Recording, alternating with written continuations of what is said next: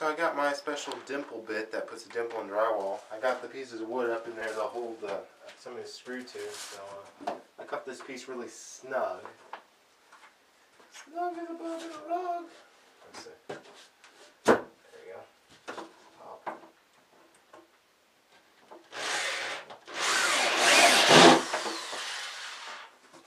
It dimples it. Let's go over here.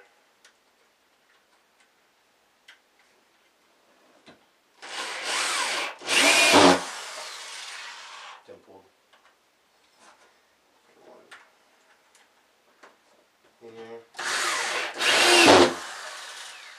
Dimpled.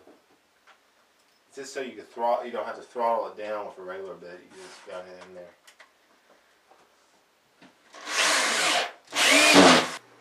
Here's the hole in the floor in the corner of the bathroom. I had to cut that. I'm gonna route that, obviously. And so basically, what I got going on right now is let's see. I cut the toilet pipe. You can see it down there. That one's cut. I gotta recut out like a whole segment of it. I need to put in a better slope, and it's terrible. But I'm patching the floor here. I've got a piece of wood screwed up through here, and basically I'm gonna go like this and screw that down to the floor. A little bit of gap. See, gap there. But see, what's gonna happen is I'm gonna resheet on top of this. I'm just want a little bit of strength in that corner, which is good. So yeah, let's get to it. Got the first bit of plywood down. I screwed it every 16 inches on the joist with 2-inch drywall screws. And so now I'm going to do this section. Actually, I don't have a whole piece for this, so I'm going to break it up into some smaller pieces. I have like a 23.5-inch piece can go down here. That's 68 inches to there.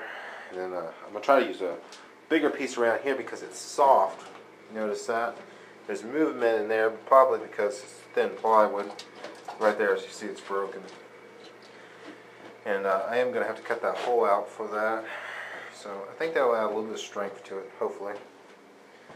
Yep. But this is all level. Checked it. So I'm good here. This wire was just coming up through the floor and came up through the bottom of the cabinet. So I bored a hole sideways a little bit to wedge it in there. I really wish I had a wire guard and all that crap, but that'll be fine. Once I cover them holes. Alright. I've mudded up my joints in the floor with a floor leveler. That way there's not such a hard bump you would feel through the linoleum. And here's what's going on here. I'm about to frame out the shower thing. And you see where these joists are right here. That's 16 on center, 16 on center.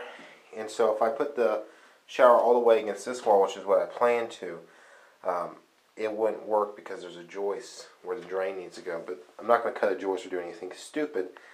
What I'm going to do is I have about 6 inches of play right or left, and I'm going to put the 6 inches of play here because this is 48 inches. It's a 48-inch shower, and this room is 54 inches, so it's just 6 inches. And so I'm going to build a dummy wall right here to do that, and it'll go all the way against here. I really kind of wanted it to go all the way.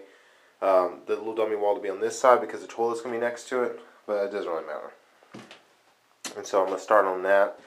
Got my wood cut for the most part, and bring it in and assemble it and level it. That's an important thing when you're putting in these shower stalls and stuff that have a good level. And these are only like $10, so pretty cheap, 4-foot level. So I got this piece of wood here, and it's screwed down to the floor, and that's the exact measurements for 48 inches to this wall. And so what I'm going to do now is I'm going to put a 2x4 here going all the way up to the roof. I already have that section actually built. I'll bring it in, snap it together, screw it together, level it, and then I can start on more. Putting a stud in here so we have something to nail to. Stuff like that. So I got that attached to the roof, going all the way to the ground. Sturdy. So yeah, and that's going to be this exact depth of the shower. So it's going to be a nice shower, gosh. Yeah, that's nice. So yeah. Now I need to put a nailing stud here. Also one at 34 inches. And also I need to put something here to nail to. Yeah, so another stud there. I got these really good screws that I use for framing when it's in a tight situation. You can't get a nail in there.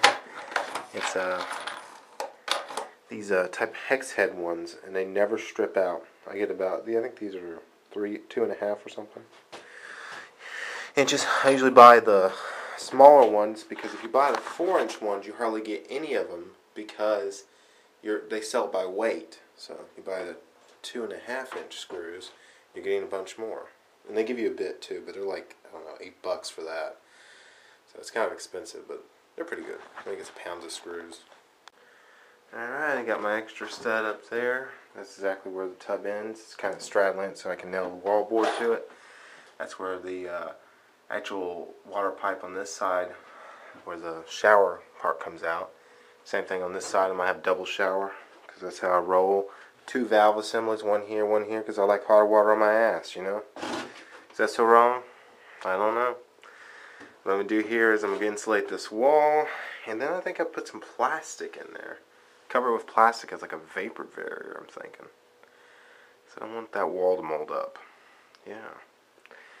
I'll do that, and see what else I need to do. I need to go ahead and put that in a box. I thought I was going to have to take out the wall, but I'm not. I'll go ahead and put the box there, wire the lights, figure out where my light needs to go. I just got it on some extra line. I need to put a piece of wood coming from out there so I can have something nailed to. It's going to be a little hard. And then after that, I'll go to Lowe's or Home Depot and get some more pipe fittings and probably start putting the shower together. Exactly. I got my 2-inch hole cut in the floor. Hopefully this will fit. I was just thinking about that. Because that's the outside diameter. The inside diameter is a 2-inch pipe, so I might need a different type of thing for that. But I got my drain hooked up, kinda. So hopefully that'll fit that hole.